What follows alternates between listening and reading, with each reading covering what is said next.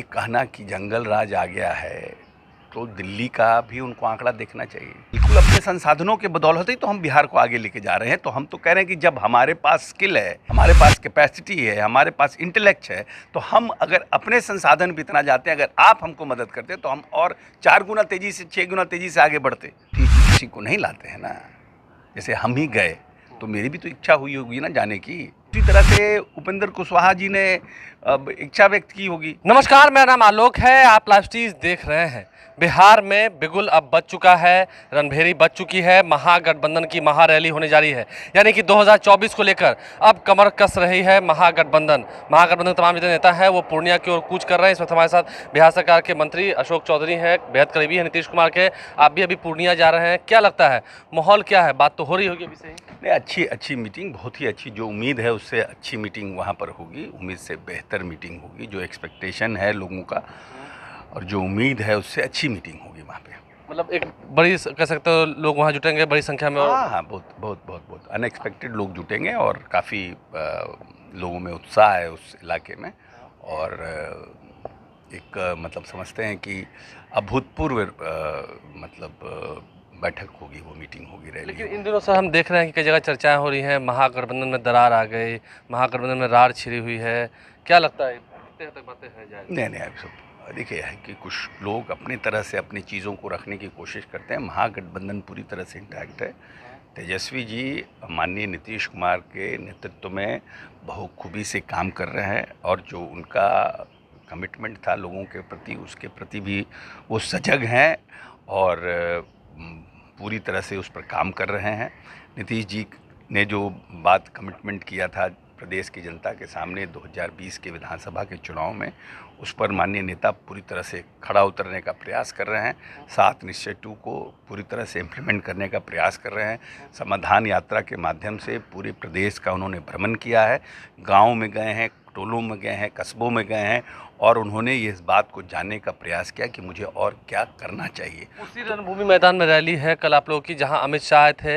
हालांकि अमित शाह कल भी आ रहे हैं राजधानी पटना में, उनके किसान मजदूर को लेकर बड़ी समागम हुई।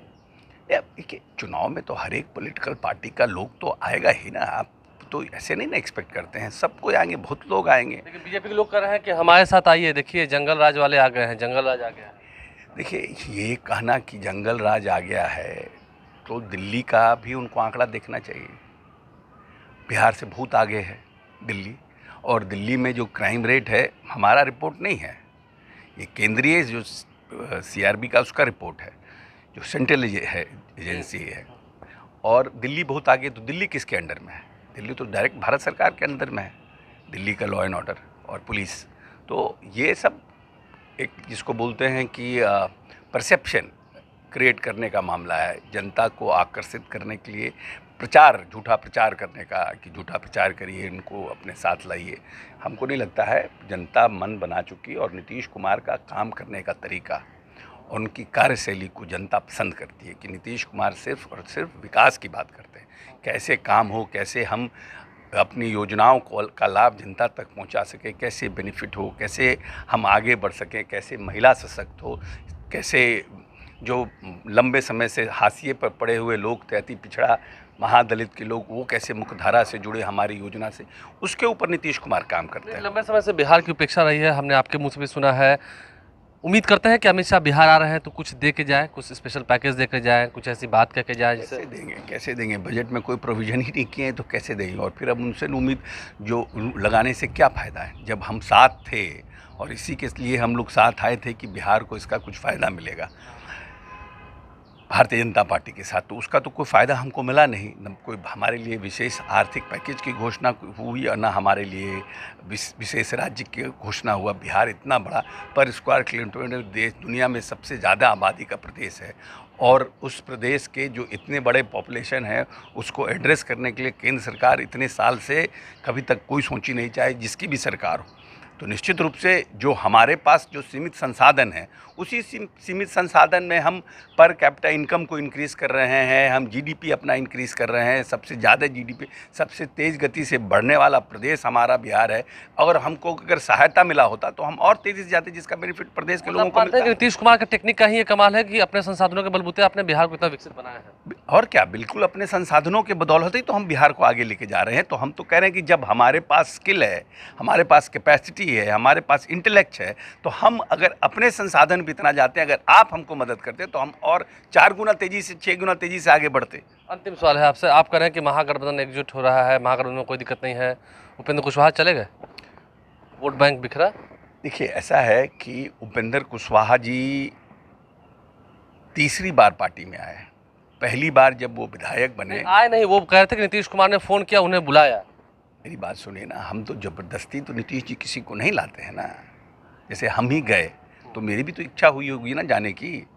नीतीश जी ने हमको एक्सेप्ट किया तब हम गए, तो उसी तरह से उपेंद्र कुशवाहा जी ने इच्छा व्यक्त की होगी, उसके बाद फिर गए। तो ये तीसरी बार है ना। मान लीजिए कि इस बार नीतीश जी बुलाए, सपोज दैट, हम एक बात उनकी मान भी लेते हैं, तो आप पहली बार विधायक बने, आपको माननीय नेता ने विरोधी दल बनाया। दूसरी बार फिर आप चले गए, तो दूसरी बार आपको राज्यसभा भेजा गया, फिर आप चले गए, फिर अपनी पार्टी आपने बना लिया, फिर आप जब सब जगह से हार वार गए, सब पार्टी का सभी चीज़ आपका शून्य हो गया, तो फिर आप नीतीश जी के पास आए, फिर आप एमएलसी बने, पार्लियामेंट्री बोर्ड के चेयरमैन बने, फिर आप चले गए। तो हमारा कहना है कि इससे बहुत ज़्यादा फर्क हमारी पार्टी को नहीं पड़ना था। जो विरोधाभास है, जो वो कह रहे हैं कि आप लोग फिर बिहार को वही पीछे वाले जंगल राज में धकेल रहे हैं, फिर उनके ही पास भेज रहे हैं। तो भारतीय जनता पार्टी, उनका बयान देख लीजिए, जब वो भारतीय जनता पार्टी के हम लोग साथ में थे तब उनका बयान देख लीजिए, क्या बयान देते थे। और उसके बाद जब हम लोग आरजेडी के साथ आए, तो अब 1-1.5 महीना 2 महीना पहले से, उसके पहले तो नहीं बयान देते थे, 2 महीना से फिर उनका बयान बदलने लगा। तो अब जो व्यक्ति महत्वाकांक्षी होना अच्छी बात है, हर राजनीतिक दल के लोग को प्रोग्रेसिव होना चाहिए। हर व्यक्ति को, चाहे वो कॉरपोरेट सेक्टर में हो, किसी भी प्राइवेट सेक्टर में हो, पॉलिटिकल सेक्टर में हो, महत्वाकांक्षी और अपने बारे में अच्छा सोचना, आगे बढ़ने की ललक होना बहुत अच्छी बात है। लेकिन ज़रूरत से ज़्यादा अति महत्वाकांक्षी हो जाना कभी कभी परेशानी का कारण बनता है। देखिए, तो महागठबंधन की रैली हो रही है, उससे पहले अशोक चौधरी बिहार सरकार के वरिष्ठ मंत्री हैं, क्या कुछ उन्होंने जवाब दिया आपने सुना है? फ़र्क कुछ पड़ना नहीं है, बिहार आ रहे हैं अमित शाह भी, क्या कुछ देकर जाएंगे? उम्मीद तो है नहीं, ये भी बातें साफ कर दी हैं। हमारे चैनल को सब्सक्राइब कर लें, साथ साथ फेसबुक पेज भी लाइक करें। धन्यवाद।